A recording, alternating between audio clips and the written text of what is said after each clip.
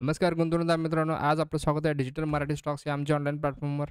आज आपण बनवणार आहोत निफ्टी बँक निफ्टीचं थोडक्यात एक माहिती आहे. बरोबर आहे.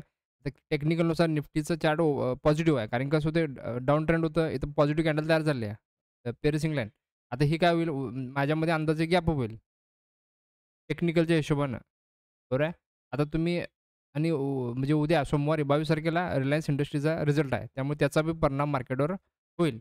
आता एच-डी-एफ-सी बँकेचा रिझल्ट पॉझिटिव्ह आला आहे. त्यामुळे मार्केट गॅप अप होईल.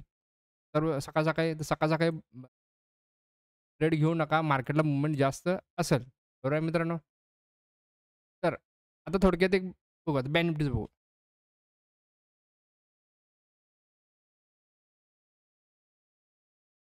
त्या वन डेवर बघू आपण. ही पण पॉझिटिव्ह कॅन्डल आहे बघा. बँक निफ्टी पण तुम्हाला ते जे 400-500 च्या रेंजला दिसेल, त्या रेंजला.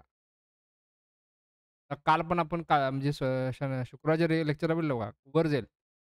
तर ते शेवटी ते खाली गॅप डाउन होऊन वर आले. त्यामुळे थोडक्यात ते तुमचं साधारण बघा, बरं आहे. एच-डी-एफ-सी बँकेचा रिझल्ट पॉझिटिव्ह आला आहे आणि रिलायन्स इंडस्ट्री आहे. अजून काही म्हणजे उद्या भरपूर लोकांचे रिझल्ट आहेत. त्याच्यावर मार्केटचा परिणाम होईल. जपून ट्रेड घ्या. धन्यवाद.